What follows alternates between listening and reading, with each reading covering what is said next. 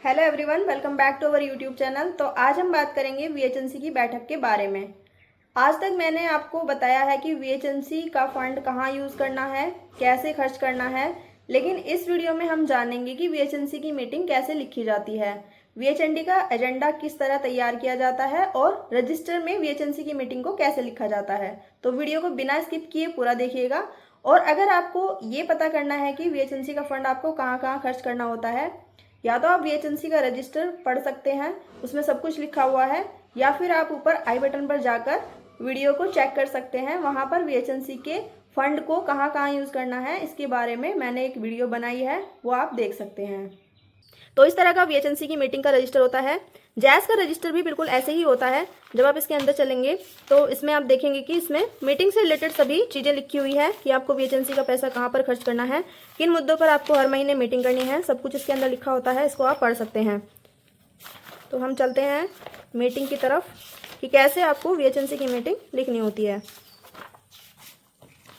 तो यहाँ पर देखिए, सेम जैस की तरह ही यहाँ पर आपको एजेंडा के लिए पेज मिलेगा और उसके बाद यहाँ पर हस्ताक्षर करने हैं। और इसके बाद यहाँ पर ये जैसे आपका जैस की मीटिंग होती है, पूर्व बैठक में लिए गए निर्णयों की कार्रवाई, सेम वैसे ही है।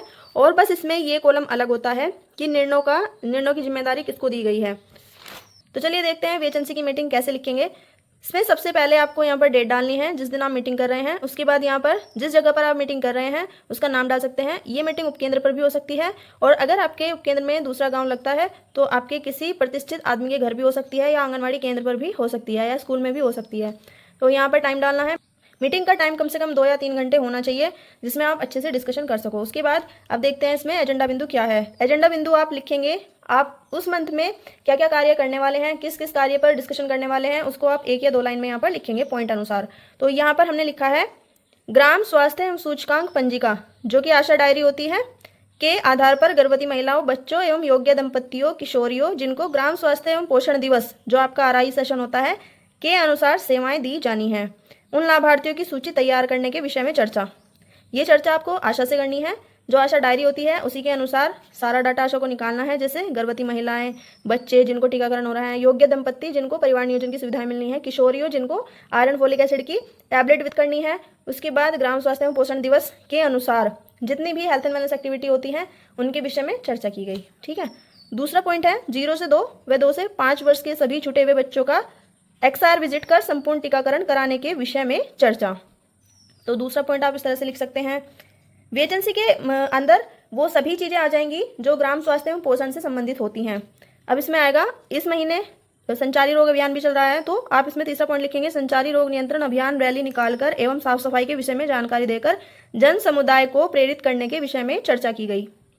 नेक्स्ट पॉइंट है दस्त नियंत्रण पखवाड़ा एवं दस्तक सर्वे कर जन समुदाय को बीमारियों से बचाव एवं उपायों के प्रति जागरूक करने के विषय में चर्चा की गई।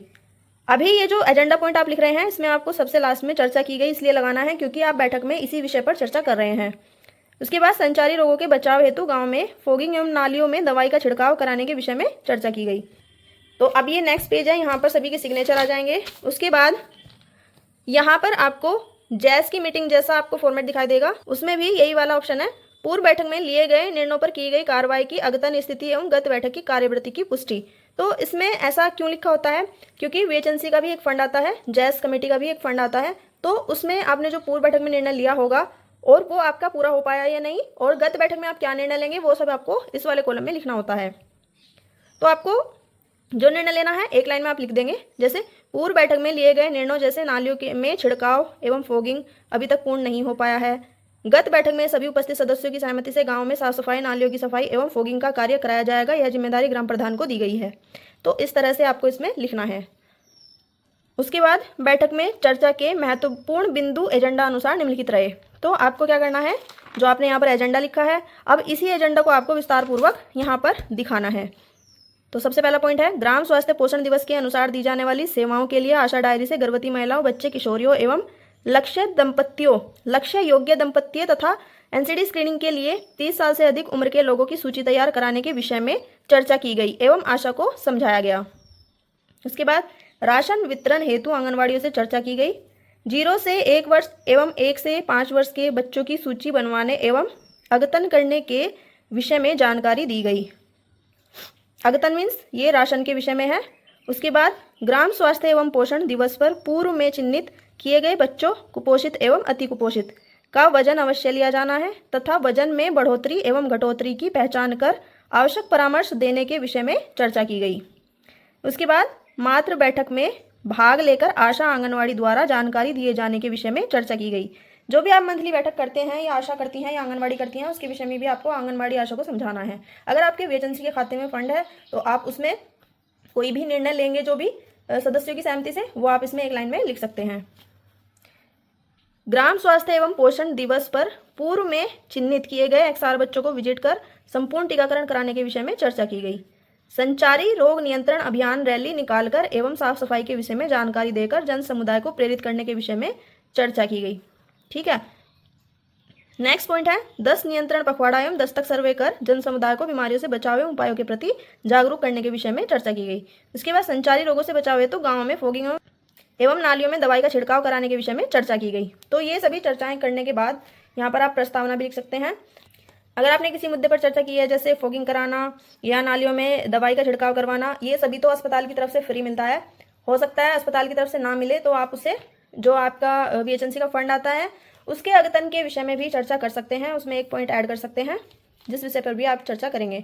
और ज़रूरी नहीं है मैंने जो आपको बताया वही सेम आप मीटिंग में लिखे, आप इसमें से अपने आप से भी एक दो मुद्दे जो आपके सब सेंटर के अनुसार या आपके आयुष्मान आरोग्य मंदिर के अनुसार होंगे वो आप इसमें लिख सकते हैं। उसके बाद इसमें लिखा गया है वर्तमान माह की बैठक में लिए गए निर्णय एवं जिम्मेदारी का विवरण। तो आपने ये जिम्मेदारी किसको दी है उसका विवरण आपको इसमें करना है छोटे छोटे पॉइंट में।